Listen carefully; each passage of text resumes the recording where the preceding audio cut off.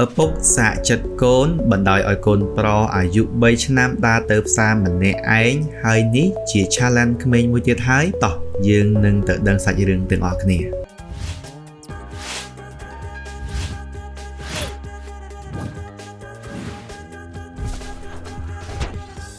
មុននឹងចូលដល់សាច់រឿង admin ចង់ប្រាប់ទៅកាន់បងប្អូនបន្តិចនេះគឺជាការសាកល្បងឬក៏ជា challenge ដែលគេរៀបចំឡើងដោយមានអ្នកថតនិងអ្នកការពារជាច្រើនអ្នកហើយប្រសិនបើបងប្អូនចង់លុតដំកូនបងប្អូនអាចច្នៃវិធីអប់រំផ្សេង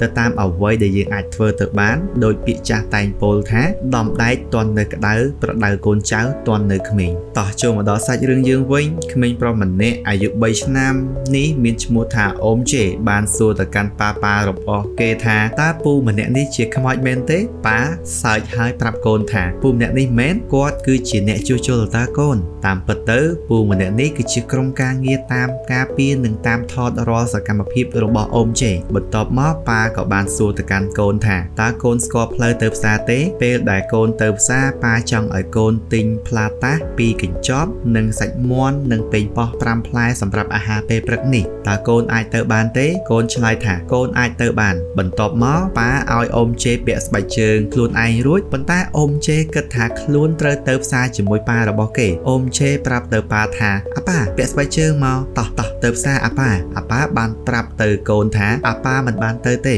កូនត្រូវទៅផ្សារម្នាក់ឯងណានេះគឺជាផែនទីដែលអូមជេត្រូវដើរទៅហាងកាហ្វេទិញប្រាតាសនិងទៅផ្សារជិតហាងកាហ្វេនោះដើម្បីទិញសាច់មាន់ទិញប៉េងប៉ោះដែលមានចម្ងាយពីផ្ទះប្រហែលជា300ម៉ែត្រមកបន្តពីសាច់រឿងយើងវិញអូមជេចុះពីចន្ទាមិនទាន់បានប៉ុន្មានផងដើរចុះដើរឡើងស្រែករកប៉ាអាប៉ាហើយអូមជេបានសួរអ្នកជិតខាងថាតើប៉ារបស់ខ្ញុំនៅឯណាអ្នកជិតខាងក៏នាំអូមជេមកជួបប៉ាវិញនៅឯផ្ទះបងប្អូនមានឃើញទេពេលដែលអូមជេចេញពីចន្ទាយន្តមានអ្នកតាមថតនិងការពារជានិច្ចនេះជាសុវត្ថិភាពផងដែរបងប្អូនប៉ាបាននិយាយលើកទឹកចិត្តអូមជេកូនអាចធ្វើបានហើយបាននិយាយទៅកាន់កូនថាទិញរួចហើយឆាប់មកវិញណាកូនលើកនេះអូមជេចាប់ផ្ដើមដើរទៅហើយអូមជេត្រូវឆ្លងកាត់ផ្លូវជាច្រើនដើម្បីទៅដល់ផ្សារប៉ុន្តែអូមជេចេះឈប់ចេះរងចាំឲ្យអស់ឡាននិងមានអ្នកឆ្លងកាត់ផ្លូវបានរូបគេហ៊ានដើរឆ្លងកាត់ផ្លូវដែរតែបងប្អូនមានឃើញបងស្រីប៉ុន្មានអ្នកនេះលើកដៃទេពួកគេសុទ្ធតែជា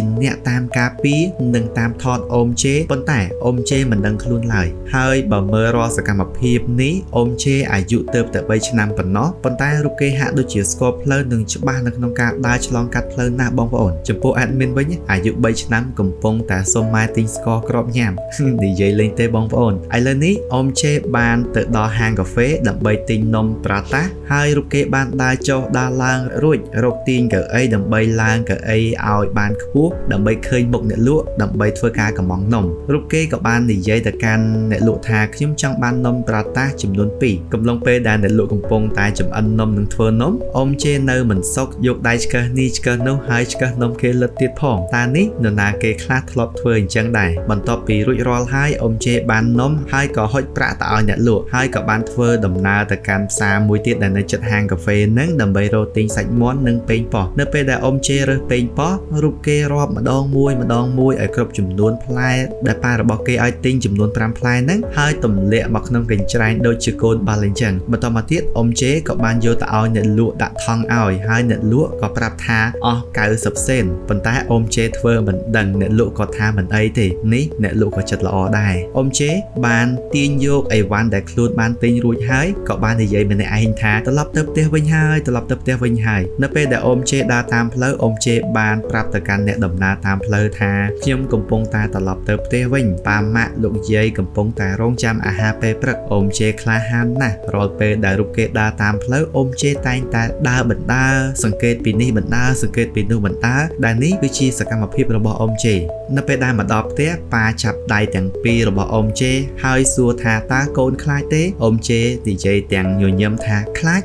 កូនមិនខ្លាចទេនៅក្នុងសាច់រឿងមួយនេះខ្ញុំបានរៀននៅមេរៀន3យ៉ាងគឺទី1សង្កេតការផ្ដល់ឱកាសឲ្យកូនរបស់អ្នក ស្គាល់ពីពិភពលោកខាងក្រៅអាចឲ្យកូនរបស់អ្នកបានឃើញពីការរស់នៅនិងសង្កេតពីនេះពីនោះនៃវត្ថុនៅខាងក្រៅប៉ុន្តែនៅក្នុងលក្ខខណ្ឌនេះមិនមែនបណ្ដោយឲ្យកូនបងប្អូនដើរម្នាក់ឯងនោះទេបងប្អូនអាចច្នៃជាមេរៀនមួយជាសកម្មភាពមួយដែលបងប្អូនអាចនាំកូនទៅលេងនៅឯសួនច្បារឬក៏កន្លែងសាធារណៈណាមួយដែលមានសុវត្ថិភាពដែលមានក្មេងៗចម្រុះផ្សេងគ្នាដើម្បីឲ្យពួកគេរៀនស្គាល់ពីមនុស្សរៀនស្គាល់ពីជីវិតនៃការរស់នៅខាងក្រៅនិងចេះសង្កេតពីនេះពីនោះផងដែរបងប្អូនមានឃើញទេនៅពេលដែលអ៊ំជេដាទៅផ្សារគឺរូបគេតែងតែសង្កេតពីនេះសង្កេតពីនោះជានិច្ចមេរៀនទី2ទំនាក់ទំនងអ៊ំជេដើរទៅផ្សារអ៊ំជេក្លាហានអ៊ំជេហ៊ាននិយាយជាមួយអ្នកដំណើរហ៊ានទិញហ៊ានសួរនាំអ្នកលក់ចំណុចមួយនេះបងប្អូនអាចបង្រៀនកូនរបស់បងប្អូនបានដែលមានន័យថាបងប្អូនអាចទៅផ្សារជាមួយកូន